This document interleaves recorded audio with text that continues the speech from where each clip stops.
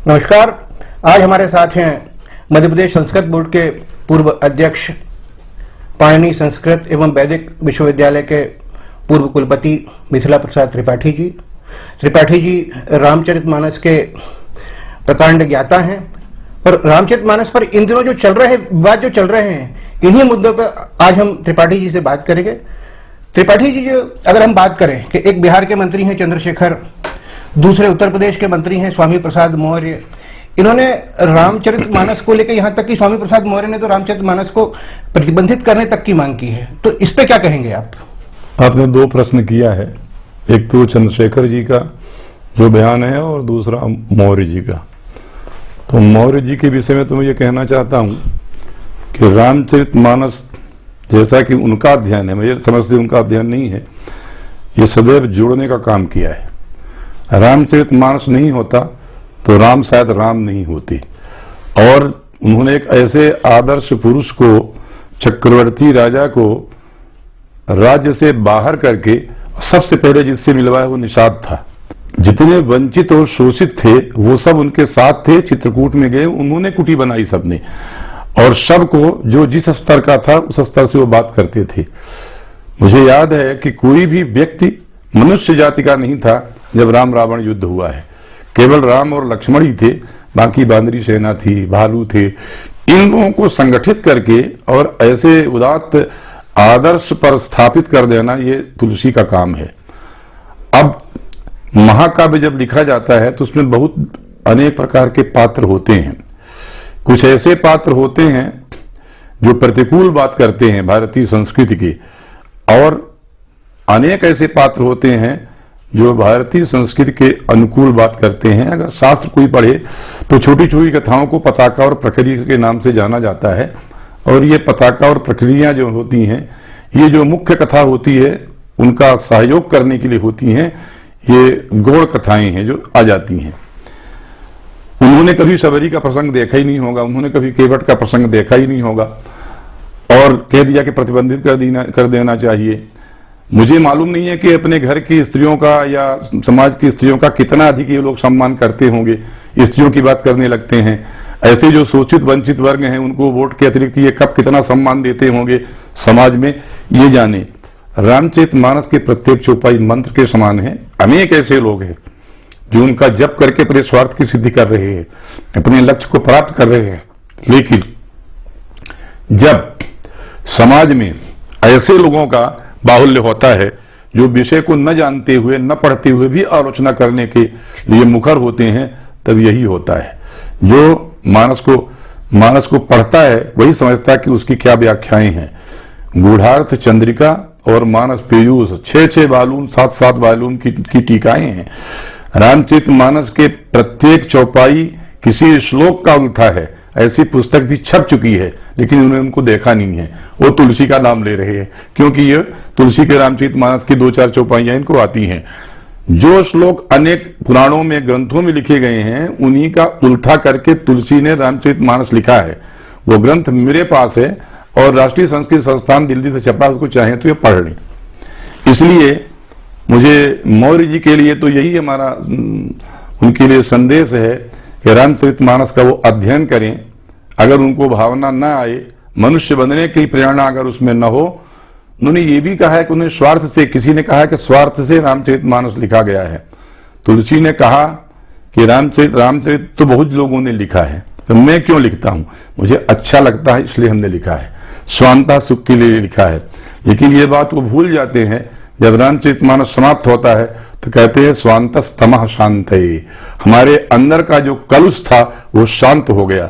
जो रामचरितमानस पढ़ता है उसके अंदर का कलुष शांत हो जाता है। जिन लोगों ने नहीं पढ़ा है उनका कलुष शांत नहीं होता, और तरह तरह के वो लोग बयान देते रहते हैं। ये लगता है कहीं ना कहीं समाज को बांटने की कोशिश होती है इसके जरिए। इतना भारतवर्ष का सुगठित समाज जो प्रकृति में देवता देखता था और एक दूसरे ब्रह्म सत्यम जगन मिथ्या जीवो ब्रह्म बना परा, यह समाज जब विघटित होने लगा, जो बौद्धों और जैनों के द्वारा सनातन धर्म की रक्षा दूषित होने लगी, कर्मकांडियों के कारण धर्म की रक्षा नहीं हो सकी थी, तो दक्षिण भारत में पैदा हुआ कोई शंकर आकर के मध्य भारत में आकर के नर्मदा किनारे तपस्या करके सनातन धर्म की पताका को लगाया और कह दिया कि सब में भगवान वही हैं। और इसकी परीक्षा स्वयं चांडाल बन करके शंकर जी ने काशी में लिया। बाद में वो प्रकट हुए कि मैं तुम्हारी परीक्षा के लिए आया हुआ था। उस शंकराचार्य ने, जो संसार में सब में ब्रह्म विद्यमान है, ब्राह्मण क्षत्रिय वैश्य शूद्र पशु पक्षी सब में ब्रह्म तत्व है, इसलिए एकात्मवाद जो है संसार में सभी एक ही आत्मा सब लोगों में विद्यमान है, इस प्रकार का निर्देश दिया उस भारतवर्ष में। अब ये हो रहा है कि एक एक छोटे छोटे श्लोकों को बुला करके, छोटे छोटे तथ्यों को बुला करके कभी किताबों को खंडित कर देना, कभी किताबों को जला देना, इस प्रकार की जो बातें हो रही, इससे समाज में विघटन हो रहा है। हमारा भारतवर्ष एकाग्र रूप से कैसे रह सकेगा? समाज के सब वर्ण एक साथ कैसे रह सकेंगे? अब तो व्यक्ति व्यक्ति में भेद डालने की कोशिश की जा रही है। सबकी जाति, राम की जाति निकाली जा रही है। कौन है दुनिया में जो राम की पूजा नहीं करता, कृष्ण की पूजा नहीं करता?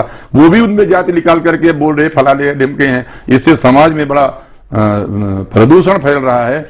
और समाज में एक साथ रहने की जो हमारे यहाँ परंपरा थी, संगच्छध्वम संबद्धम, पूरा ऋग्वेद के सूक्तों को लिखने के बाद ऋग्वेद का ऋषि लिखता है कि संगच्छध्वम संबद्धध्वम, सब कुछ है ठीक, लेकिन साथ में चलो, साथ में एक बात बोलो, संभो मनान से जानता, हमारे तुम्हारे मन सबके एक हों तब हम एक साथ चलेंगे।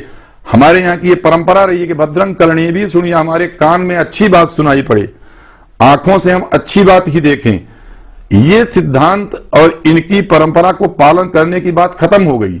मंत्र कुछ लोगों को रटे हुए हैं, लेकिन इनकी पालन की परंपरा खत्म हो गई। दूसरी बात की जा रही, आपको याद होगा कि हमारे भारतवर्ष में घर में पैदा होने वाले लड़के के पास सबसे पहले उसी वर्ण की आती थी जिनको आज ये अपने दलितों में कहते हैं, उस वर्ण की महिलाएं आती थी और उसको नारा खेड़ी काटती थी।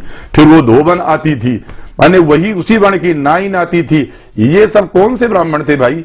ये सब, ये ना आए तो हमारे घर का विवाह नहीं होता था। ऐसे ऐसे लोकगीत है जिनमें तिल ही नहीं होगा तो तेल कौन देगा, बनिया नहीं होगा तो गुड़ कौन देगा, ऐसी ऐसी बातें आती हैं जिनके कारण समाज बंधा था। विवाह एक लड़की का एक लड़के का नहीं होता था, पूरे समाज का होता था। इन विघटनकारियों ने, ऐसे नेताओं ने पता नहीं वोट लेके ये क्या कर लेंगे, फिर समाज को कैसे रोक पाएंगे। इसीलिए आचार्य शंकर का जो अद्वैत वेदांत है कि सब में उसी तत्व को देखिए। रूप, ये शरीर जो दिखाई देता है ये मानुषल है, लेकिन इनके अंदर जो आत्मा है उसका वही स्वरूप है। भूख प्यास शरीर बढ़ना घटना ये सब शरीर का धर्म है, वो तत्व दृष्टा है। तो जो लोग इस प्रकार के बयान करते हैं, यही दुख है हमारे यहाँ कि आज नेता बनने की कोई क्वालिफिकेशन होती नहीं है। कोई सबको कम से कम ये शास्त्र पढ़ा दिया जाना चाहिए कि ये वर्ण क्या होता है, आश्रम क्या होता है। जाति नहीं है हमारे यहाँ, वर्ण था पहले, और वर्ण के बाद फिर आश्रम हुए। क्योंकि हर व्यक्ति का जो हर वर्ण का व्यक्ति जो था पहले ब्रह्मचारी रहता था। अब सूत की जाति पूछो तो शूद्र थी, लेकिन 88,000 ऋषि उसके नीचे बैठते थे पुराण सुनने के लिए। व्यास जी ने कभी नहीं सोचा कि सूत को हम ये सुनाएं कि न सुनाएं। सूत की जाति पूछ लो तो सूत को सारे पुराण बताए गए, और उन पुराण, अब गणेश जी की जाति कोई पूछे तो क्या बताएगा कोई? गणेश जी को तो पार्वती जी ने पैदा कर दिया, अब उनकी जाति कोई, शंकर जी की कोई जाति पूछ के बता दे क्या जाति होगी। तो हमारे कहने का मतलब कि इस प्रकार की बातों को, और ये भी जरूरी है कि हमारे यहाँ जो नाटक लिखे जाते थे, काव्य लिखे जाते थे, उनमें ऐसा संदेश दिया जाता था जिससे समाज एक हो जाए, समाज को संदेश जाके इकट्ठा होकर चले ताकि समाज की उन्नति हो। लेकिन आज एक वर्ग ऐसा है जो ऐसी चीजें ही लिखते हैं जिससे समाज में विघटन हो जाए। ऐसे ग्रंथों पर कोई बॉन्ड नहीं लगाया जाता है। और रामचरितमानस जिसकी चौपाइयों को पढ़ करके न जाने कितने लोग पेट पाल रहे हैं।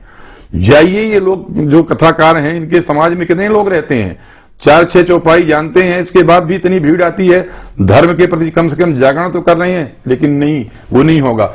हम में जो कुरीतियां उनको दूर करने का हम उपाय नहीं करेंगे, बल्कि कुरीतियों को बढ़ाएंगे। ऐसे राजनेताओं से ईश्वर करे इनके मन में तुलसी के राम प्रकट हों और उनसे बताए कि तुम अपने ये दकियानुसी विचारधारा को छोड़ दो। तुलसी का जो शास्त्र है, चाहे कवितावली हो, चाहे विनय पत्रिका हो, चाहे तुलसी का रामचरितमानस हो, मानस असमानस मानस शक चाहिए। तुलसी लिखता है ऐसे रामचरितमानस को मन की बुद्धि से देखो, तब समझ में आएगा कि इसको क्यों कहा गया है। सबसे पहले शिव जी की कथा उन्होंने लिखी।